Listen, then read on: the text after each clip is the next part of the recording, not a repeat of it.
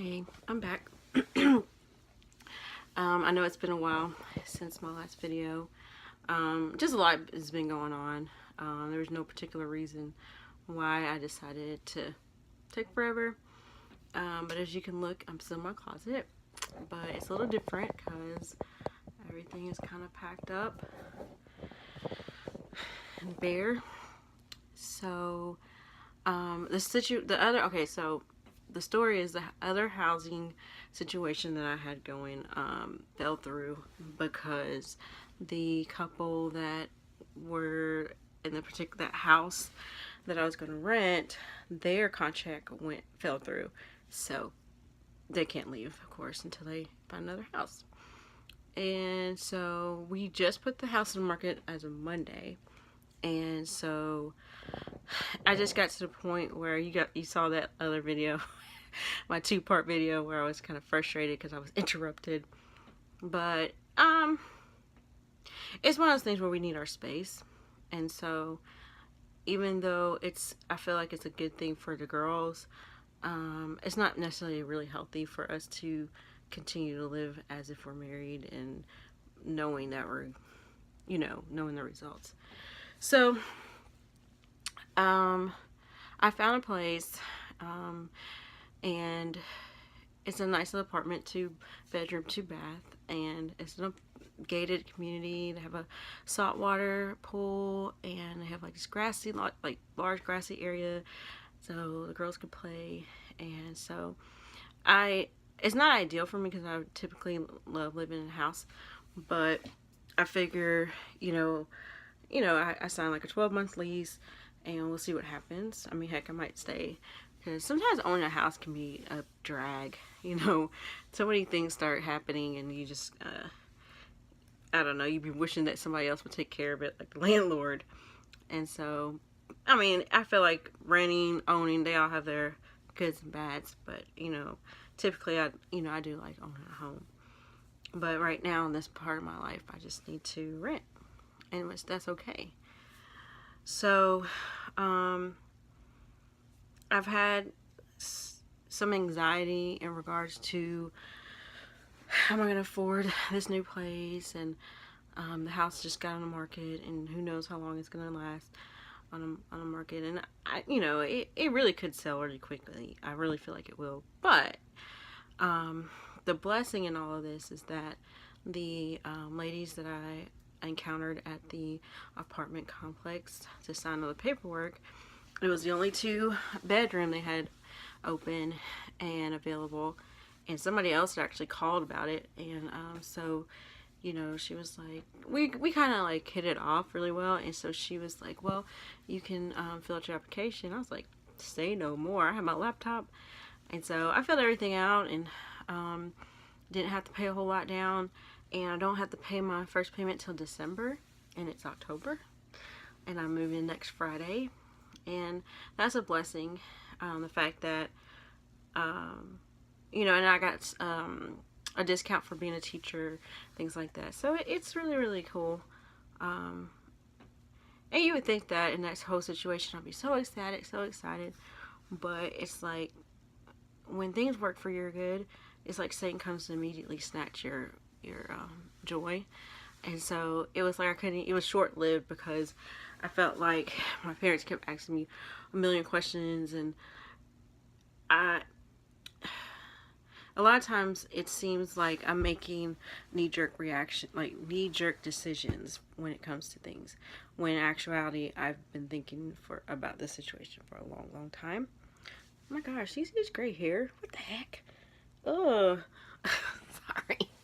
Oh, getting old. But and I let that and they're only being good parents are asking the questions and things, and it's not like they're trying to make me anxious. It's just the reaction I get from that. It gives me anxiety. And so, and I do take medication for it. I do suffer from anxiety and depression, and so the meds I take are really helpful. And I know when I'm not taking. I think I skipped like 2 days because I needed a new bottle and I left the new bottle at home. And so when I'm not taking it, I can definitely tell. And I hate that. Like, I'll talk about mental health soon too, because that's like a whole nother thing. Not mental health just in general, but mental health in Christianity. Or no, in the, in the Christian response to mental health and things like that. And so, or the church, we'll put it that way. But I'm really excited about it. I really have to go on faith with this. I felt like the day before, this is the like the spiritual things and the mystical things that happened to me. So I know I talked about angels and rainbows and things like that and the numbers the other day. Well, I had continued to see the repeating numbers, and this particular day it was like 222, 333, and 444. And that night before, I think I saw 1010 too. Well, I remembered that those were good signs and whatever, but I was still feeling down, and I said, Angel, because I talked to my guardian angel, and I said, Angel, really nice to see a rainbow, because remember I talked about seeing a lot of rainbows, and it was not a rainy day. It didn't rain that day at all. It was just a sunny, pretty day with some cirrus clouds. And if you don't know what cirrus clouds is, there's like those wispy clouds. Sorry, it's a teacher me. But and immediately when I said that, I looked up to my left and I saw this, like, it was like a prism of a rainbow. And nevertheless, it's still a rainbow. And I was like, what the? And I know the science behind it. Please don't troll me. I know. But it was the fact that I had just asked in my mind. And it wasn't there before that. Because I look around when I'm driving. And so when I looked back over and I saw that, I was like, oh my gosh. And then when I turned into my street where our house lived on, and I looked to the straight ahead, because it was the little one was on the left, and then when I turned to the right to go to, turn out to my house, there was a whole other one. And so, and it was short, it didn't last long and nothing. And I just cried, because at that moment I felt like, okay, it's gonna be okay. Someone's looking out for me. And God's always looking out for you, but it's like, it just really felt personal, and it really meant a lot to me, because faith doesn't always happen automatically. And even when you have situations and cases in your life where you've seen God help you and you've had miracles that happen in your life, but then it's still like every day it's like you're at a new obstacle, and it's like, I used to remember, hey, God brought me out of this one, he'll bring me out again. But sometimes you get, well, maybe he won't bring me out of this one, and what did I get myself into this time? So you just start getting nervous. And so yesterday I was feeling like kind of weighed out, and my ex is like, that was a place he wanted to stay at, and it was like a whole thing. He wasn't mean about it, but you could tell it really bummed him out. So but this morning I woke up and said, it's a new day. I'm not going to let, Satan get me down. And so I basically, I feel a lot better. I got my medication, and I'm just thankful that, God brought me out of that funk I was feeling. And another note, just a praise report, my sister, she came out of surgery really well. Right now she has the pain, but the pain is usually because she's not taking her meds like consistent like she's supposed to. She waits till she's in pain to take it, and it's like, don't do that. I hate that. You gotta be on top of these things, because when you're not on top of your meds, you're like following up, and it's like worthless to take it afterwards. So my mom has been down there. She's actually headed back. She's been down there 2 weeks with her, helping her out and things. And the test came back. They took tests of her lymph nodes, and when they, one side of the breast, they took a test on it that day and it was negative cancer cells, and then they had to take the others, and the next couple of days we found out that those lymph nodes in the other breast were cancer free. And so I'm really happy and excited about that. And she still has to take, radiation. They started her reconstructive surgery while they were there because she had so much skin, and so they had to work on that. And she's saying that her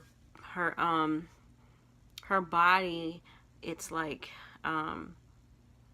getting used to a different posture because she was so top heavy, and she had learned a certain way to walk. So I don't know, like, God, he's working things out, and I just have to learn to trust in him. We have to learn to trust in him no matter what, and even if it doesn't come out the way you want it to, he's still working it out.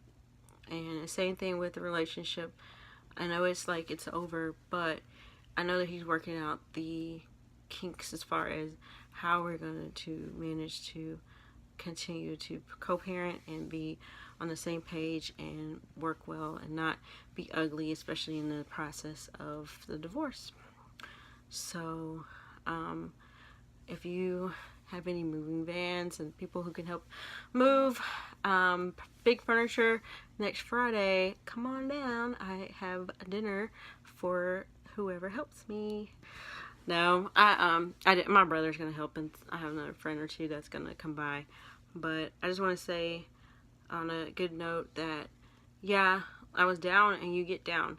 And if you're going through a divorce or you're about to, or you've been through it, you take it one day at a time, because every day is different. And then some days you're like, I'm good, I'm happy.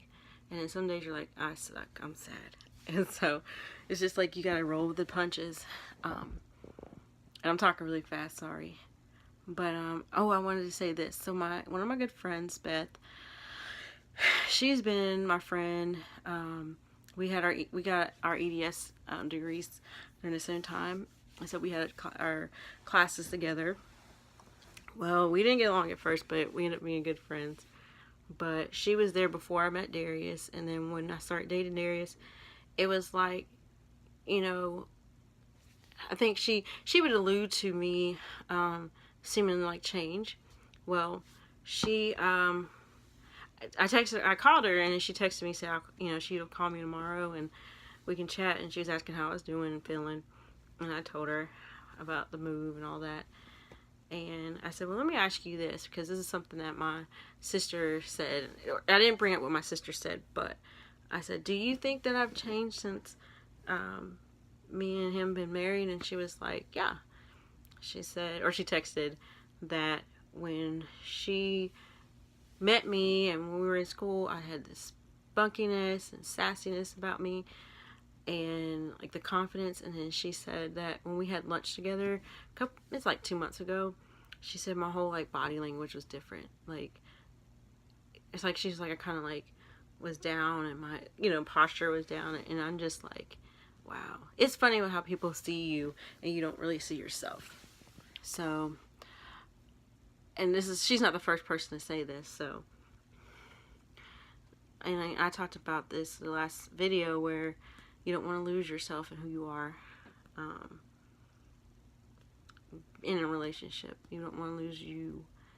So, and I was losing myself, and I had to come back, because you only got one live. You only have one life. So I do want to live it to the best of my ability, and I do want to live it to the fullest, because we're only here on this earth for a short while. So, having said that, I'm working on getting my spunkiness back and my sassiness back. And shoot, my daughters have enough for all of us. But I'm actually up really late because my daughter, I was packing up in the garage, and once I get started something, I can't stop. And my daughters, I can't do anything with them. They pull everything out you put in boxes and crates. So I either have to do it when I come right after work or when they're asleep. And so they went to sleep late today. We kind of keep them up on the weekend so we can sleep in, but that usually doesn't happen. And the youngest she hasn't been feeling well. Like, her allergies are really bad. But I ended up taking her. I went to Steak and Shake because I hadn't eaten all day. Like, I don't have an appetite anymore. But I drove her around, and she fell asleep. So hopefully she's not awake now. I always have to listen out for her. Um, so yeah, keep me in your prayers if you pray, meditate, give me your thoughts.